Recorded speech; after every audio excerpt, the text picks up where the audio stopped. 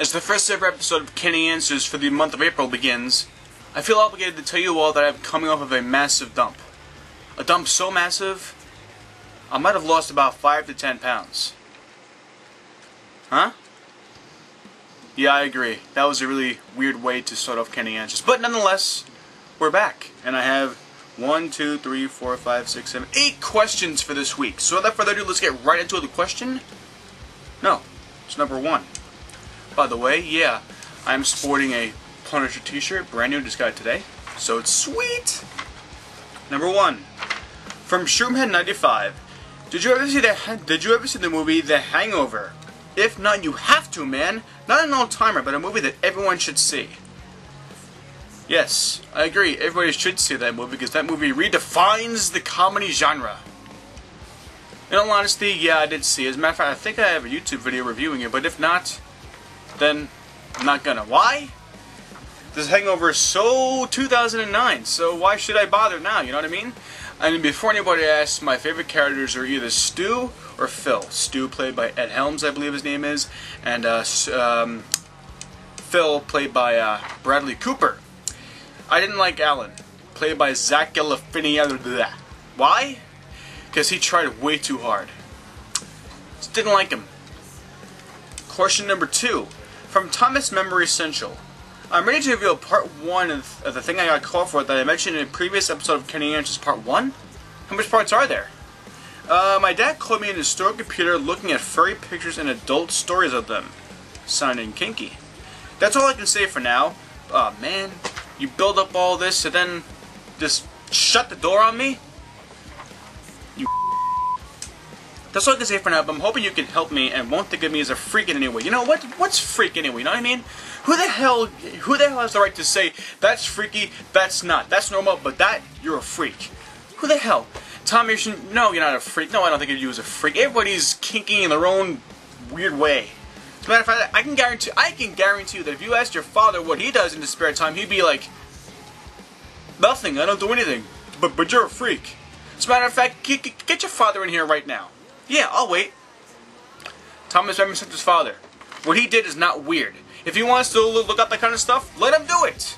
Who gives a Who gives a shit? Honestly, who the hell cares? Who the hell cares? Let him do what he wants to do. You're a freak. I bet you that you do weird stuff in your own spare time, right? Yeah, exactly. Thomas, I need more info to help you out more adequately, but for now, you're not a freak. Do what you want with your life. Don't let other people tell you what to do. Numero 3. From BT500. What is your favorite thing to have for breakfast? It's funny you should ask that, because breakfast is my favorite meal of the entire day. I can eat breakfast at any time of the day, any time. I could eat it at 10 p.m., I could eat it at 5 a.m. 3 things I like to have for breakfast. Number 1, French toast. Love French toast. Number 2, a cheese omelet with bacon. And number 3, a cheese omelet with bacon with another slice of American cheese in a bagel. You cannot beat that. That is the best breakfast in the world. Question number 4. New face here from I Hate My Brother Too. Do you hate your brother? It's kind of freaked up. My question is this. Did you play a lot of video games growing up? Did I? That's all I ever did. Back in the days when the NES and the Sega Genesis were the only things you had, but you were satisfied. You were satisfied. You were fulfilled. Now with Xbox 360, PS3, the Wii, the GameCube, the this, the that, the PC, the Mac, and yet you still feel it's like behind you. You got like 100 games in your library, and yet you still want more. You just cannot get fulfilled these days. Back in the old days, you couldn't beat it. You'd have like 10 games and you'd be fine with it. You know what I mean? An interesting story. My father used to own an arcade. So what he did, he had about 10 or 15 arcades in our garage. Yes, in our garage. My brother and I would play those arcades all day. We would get in trouble because we'd be out past like 10 p.m. We were about 10 years old maybe. 10 p.m. was like, get inside, Kenny and, Kenny's brother. It was ridiculous, and it was so much fun. Unfortunately, those arcades are, well, they're long gone. But it will ever be in my heart as one of the greatest moments of my amazing childhood. Question number 5. from Vinci Halo. By the way, I gotta give big ups to Vinci Halo because he sent me a video basically showing the Eviscerator in gameplay. It was for the PC version of Modern Warfare, the first Modern Warfare for the PS3, Call of Duty 4 Modern Warfare. Basically, it was a zombies mod, and he said, "Is this like the Eviscerator?" And then showed a little crossbow with the scope, and I was like, "Yeah, that actually is the Eviscerator, basically." But two things. Number one, it would not have a scope. Number two, it would have the color and the patterns that you get when you put a gun in the pack-a-punch machine in Doris, and it would have like 10 times the damage of the Wunderwaffe. It would make the Wunderwaffe look like you punched him in the face, you know what I mean? It's like the Wunderwaffe would be a punch in the face compared to the Eviscerator. The Eviscerator would be the So, Vinci Halo, big ups, man. You're a legend. And your question is this: what is your favorite moment in any GTA game? Now, that's a good question. A lot of people would be like, man, my favorite moment ever. There's so many, but not me. For me, it's easy. Go to GTA 4. Roman Bellic is kidnapped by I don't remember who. And then Nico goes to the warehouse that he's in, and he blasts the entire place. He kills everybody. And Roman's like, "Yeah, kick that ass, cousin." And then Nico's like, "I'm leaving here with Roman." That part, that entire sequence, is without a doubt my favorite GTA moment ever. Ever. I could feel the adrenaline kicking in my veins, and I would just, oh God, I love that part so much. And when I rescued Roman, it actually felt like I accomplished something. So that was awesome. From XX, Horror Icon XX. Do you like rap music from the 90s or now? Now, I did like him in the 90s because that was when I was introduced to Marshall Mathers, aka Eminem. Eminem is my favorite hip-hop artist of all time. He was the first ever artist I listened to in regards to hip-hop. He is an extremely talented man, and I have an enormous amount of respect for him. Hell, he's the reason I got this. He's the reason I got the Kangol Army cap. The cotton tool. I have the gray and I have the brown, as I just showed. But now, no, I don't. Now we got talentless hacks like Lil Wayne. Yeah, that's right. I hate Lil Wayne. As a matter of fact, I have Drake's song Forever on my iPod.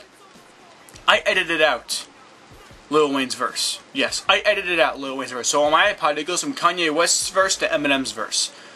Lil Wayne is a piece of From Maritashi, what is your favorite Metal Gear Solid moments, and what about your brothers? Well, unfortunately, my brother Nick is not available at the moment. He's in a dark alleyway fighting off bats. So he can't answer this question for himself. But I can answer this question for myself and as well as him. My favorite Metal Gear Solid... Again, this is a question everybody would be like, man, what is... No, not for me. My favorite moment is from Metal Gear Solid 4 Guns of the Patriots for the PS3.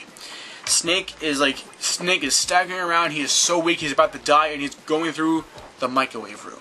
And it's so epic because on the bottom portion of the screen, like from here to here, it's you, Snake, trying to battle your way through this microwave room. And up here, there we go. Up here, you can see a whole bunch of other going down, and it's just so incredibly epic. It's one of the most epic moments in video game history, in my opinion. And Nick, he pretty much agrees, even though he's not here right now. He's still fighting off those bats, but he agrees. That's his favorite moment as well. And the final question, closing out this edition of the best show on the internet. Kenny Answers for the first one of April. Guys, we've been doing this for 2 months. Keep sending in those questions. You got a problem? Let me solve it. I'm helping Thomas Memory Central solve his problem. I can help you as well. From Nexus Horror Icon XX. Okay, I have you listed as twice separately for some reason. Whatever. What movies are you looking forward to in 2010? That's funny you should ask that because, really, there aren't. The only movie that has interested me this year, well, actually, there's 2 or 3. 1, Bounty Hunter, with Jennifer Aniston and Gerard Butler. 2, Green Zone, I think it's called, with Matt Damon, although I'm probably not going to see either one of those. The one that I really want to see that unfortunately is not playing near me, of course. The one movie that comes around that I want to see is not playing near me, and I can't find it on the net either. It's Frozen. I want to see Frozen so badly. But unfortunately, it has limited release, and it did not come out near me. So typical. And with that, this edition of Kenny Answers is... This episode's done. I'm out. Peace out. Keep sending those questions. Keep sending those comments. I will get back to you. This is Kenny Answers. And I'm out.